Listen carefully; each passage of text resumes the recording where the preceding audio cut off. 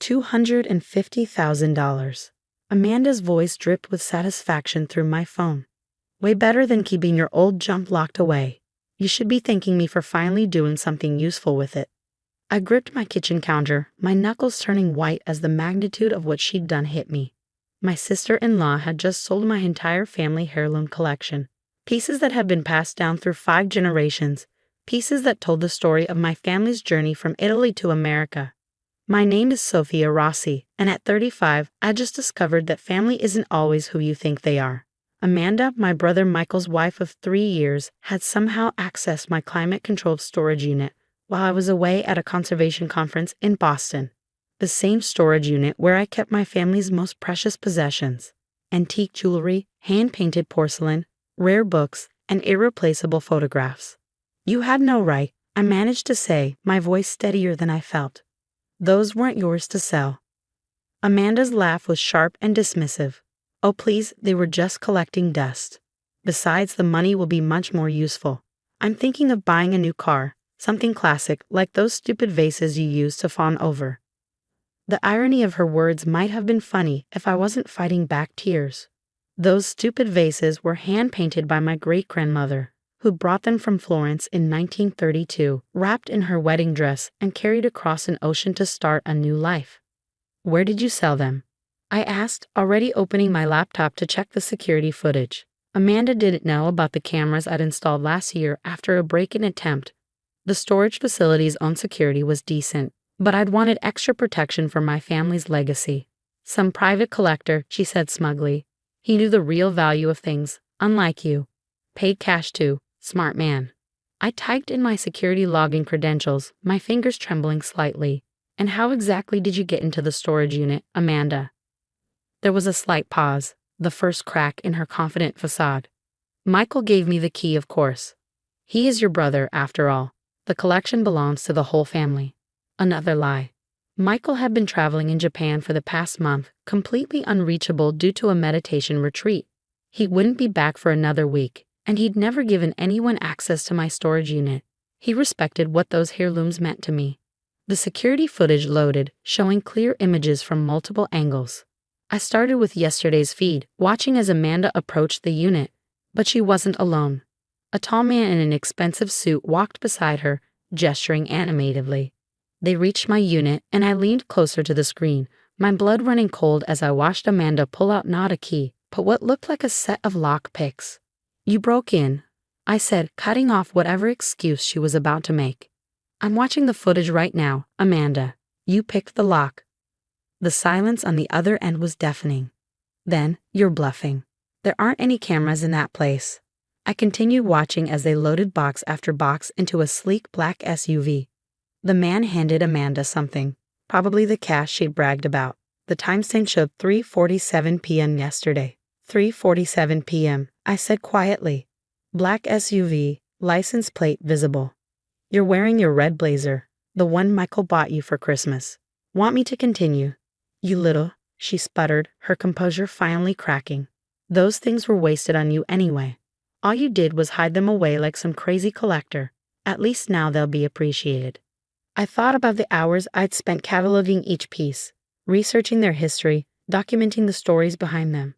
The collection wasn't just valuable in terms of money. It was our family's history, tangible pieces of our past that connected us to our roots. Here's what's going to happen, I said, my voice cold. You're going to tell me exactly who you sold them to, or the police get this footage. Your choice. Amanda's laugh was desperate now. You wouldn't dare. Michael would never forgive you for getting me arrested. Michael would never forgive you for stealing our family's heritage, I countered. But let's ask him, shall we? He lands in Tokyo in about 2 hours. I'm sure he'd love to see this footage. You're bluffing, she said again, but I could hear the uncertainty in her voice. Besides, the sale is done. What's done is done. I smiled, but she couldn't see it. That's where you're wrong, Amanda. So very wrong. You see that man you sold our heirlooms to? He's about to learn some very interesting things about the legality of his purchase. I ended the call and immediately dialed Detective Martinez, my friend from college who now worked in the art crimes division. As the phone rang, I downloaded the security footage to my laptop, making sure to save multiple copies. Amanda had no idea what she just started. Those heirlooms weren't just valuable antiques, they were registered, documented pieces of cultural heritage. The sale wasn't just theft, it was a federal crime. My phone buzzed with a text from Amanda. "You're making a big mistake." I was trying to help the family. I ignored it, focusing instead on composing an email to Michael. My brother needed to know what his wife had done, and he needed to see it with his own eyes. The security footage would tell him everything he needed to know. The heirlooms might be gone for now, but Amanda was about to learn a harsh lesson about family, respect, and the consequences of underestimating the wrong person. I opened my files and began documenting everything, preparing for what would come next. This wasn't over, it was just beginning. Detective Martinez called me back within an hour. "Sophia, I've reviewed the footage. This is serious. We're not just talking about simple theft. The items she sold are registered with multiple cultural heritage databases." I sat in my study, surrounded by photographs of the collection, my own detailed catalog that Amanda hadn't known about. "What's our next step?" "I've already put out alerts to known dealers and auction houses," she explained.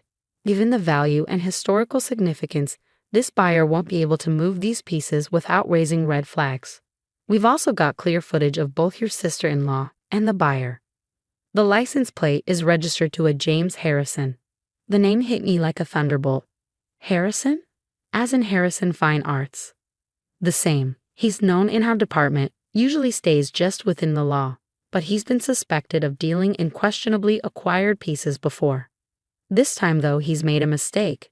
I pulled up Harrison's website on my laptop. Sure enough, there he was, the same man from the security footage, standing smugly among his collection. My blood boiled seeing him there, knowing he had my family's treasures. My phone buzzed again. Another text from Amanda.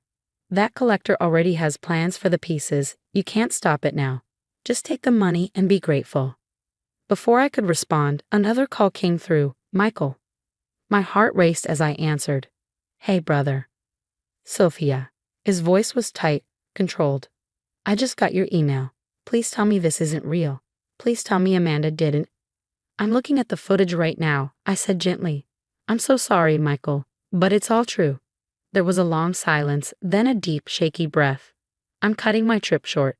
I'll be on the next flight home." "Have you called the police?" "Better," I replied. "Detective Martinez from Art Crimes is handling it."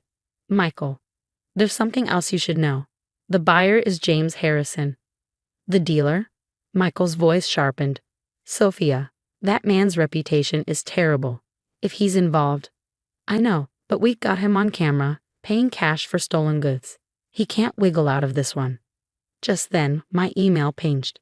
A message from an unknown address, but the subject line made my heart stop. "Regarding your family collection. Urgent." I opened it, putting Michael on speaker as I read. "Dear Ms. Rossi, I recently acquired some items that I believe might be of interest to you. While I purchased them in good faith, certain irregularities have come to my attention. Perhaps we could meet to discuss a mutually beneficial resolution. GH." "He's scared," Michael observed. The alerts must have worked. Before I could reply, another email arrived. This one from Detective Martinez, marked urgent. "Sophia, Harrison just tried to contact 3 different international buyers about recent acquisitions. All 3 have declined, citing our alerts. He's trapped and he knows it. Don't respond to any communication from him. Let him sweat." I smiled grimly. The net was closing in, but I knew Harrison wasn't our biggest problem. As if reading my thoughts, Michael spoke again. "What about Amanda? Have you heard from her since?" "Just text trying to justify what she did. She doesn't know about Harrison's reputation or the legal implications yet." My doorbell rang, making me jump. Through the security camera, I saw Amanda standing there, looking considerably less confident than she had during our phone call. "She's here," I told Michael. "Want me to call you back?" "No," he said firmly. "Keep me on speaker. I want to hear this." I opened the door to find Amanda clutching her designer purse like a shield. Her makeup couldn't quite hide how pale she was. "We need to talk," she said, trying to sound authoritative but failing. "That buyer, Harrison, he's been calling me nonstop. Something about documentation and provenance." "Come in," I said coldly, stepping aside. Michael's on the phone. I'm sure he'd love to hear your explanation. She faltered, clearly not expecting this. Michael? But, you're in Japan. Not anymore. His voice came through the speaker, hard as steel. Start talking, Amanda, and don't even think about lying. She sank onto my couch, her bravado crumbling. I thought. The money was just sitting there in those old things, and we could use it for. For what? I interrupted. A new car. Some shopping sprees. Was that worth destroying our family's heritage? You don't understand, she protested weakly. Harrison said he'd pay cash, no questions asked. He said these kinds of private sales happen all the time. And now he's panicking because he can't sell them. I finished for her. Because every piece you stole is registered and documented. Every reputable dealer and auction house has been alerted. You didn't just commit theft, Amanda. You committed a federal crime. The color drained from her face. What? What do you mean? Michael's voice cut through the room. It means you're in serious trouble. Both you and Harrison. Where's the money, Amanda? She clutched her purse tighter. I'd already spent some of it. On deposits for what? Michael's voice was deadly quiet. For a yacht rental, she whispered. And a villa in Greece. The silence that followed was deafening. I looked at this woman, my sister-in-law, who had so casually destroyed something precious and irreplaceable for her own selfish desires. Detective Martinez will be here soon, I said finally. I suggest you tell her everything. Where Harrison took the pieces, any conversations you had with him, all of it. It might help reduce the charges. Charges? Amanda's voice rose in panic. You can't be serious. We're family. Family? Michael's voice cracked with emotion. Family doesn't steal from each other. Family doesn't destroy generations of heritage for a yacht rental. You stopped being family the moment you broke into that storage unit. Amanda started to cry, but I felt no sympathy. My phone buzzed with a text from Detective Martinez. Harrison's trying to leave the country. We've got eyes on him. Don't worry, those pieces aren't going anywhere. I showed the message to Amanda, watching as the last of her composure crumbled. The money, she said desperately. I can give back what's left. It was never about the money, I said quietly. But you never understood that, did you? The sound of police sirens in the distance made Amanda jump. Michael was silent on the phone, but I could hear his deep, controlled breathing.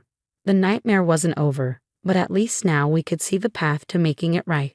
As the sirens grew closer, I looked at the family photographs on my wall, 5 generations of history that Amanda had tried to erase with one greedy decision. She was about to learn that some things are worth more than money, and some betrayals can never be undone. The next few weeks passed in a blur of legal meetings and police interviews. Harrison, faced with overwhelming evidence, cracked first. He revealed the location of every piece from my collection, stored in a climate-controlled warehouse outside the city. He'd been planning to ship them overseas through various shell companies, but our quick action had frozen his entire operation. We've recovered everything, Detective Martinez told me as we stood in the warehouse, surrounded by carefully packed crates. Harrison's cooperating fully. He's more worried about his reputation than facing charges. He's offering to handle all costs for proper restoration and return shipping. I ran my hand over a familiar crate, knowing my great-grandmother's vases were inside. And Amanda. She's accepted a plea deal. The prosecutor took into account that she returned most of the money and provided evidence against Harrison. She's looking at probation, community service, and mandatory financial counseling. Michael hadn't spoken to Amanda since that day in my living room. He'd filed for divorce immediately upon returning from Japan, citing her criminal actions as grounds. The last I heard, she'd moved back in with her parents, her dreams of yachts and villas replaced by the harsh reality of legal fees and a ruined reputation. The collection's cultural significance actually helped us, Martinez continued. The federal charges scared Harrison straight. He's provided a full confession and documentation of similar deals he's made. The Art Crimes Unit is having a field day. 2 days later, I stood in my storage unit, now equipped with a state-of-the-art security system. Harrison's involuntary contribution to making things right. Each piece was returned to its proper place, each family treasure back where it belonged. Michael helped me catalog everything, our hands gentle as we unpacked generations of memories. You know what Mom used to say about these? He asked, carefully unwrapping one of the vases. She said they weren't just containers for flowers, they were vessels for stories. Each chip and crack was a chapter in our family's journey. I nodded, remembering our mother's voice as she taught us about our heritage. She would have been proud of how we handled this, I said softly. We protected what matters. The final piece we unpacked was a small, leather-bound diary that had belonged to our great-grandmother.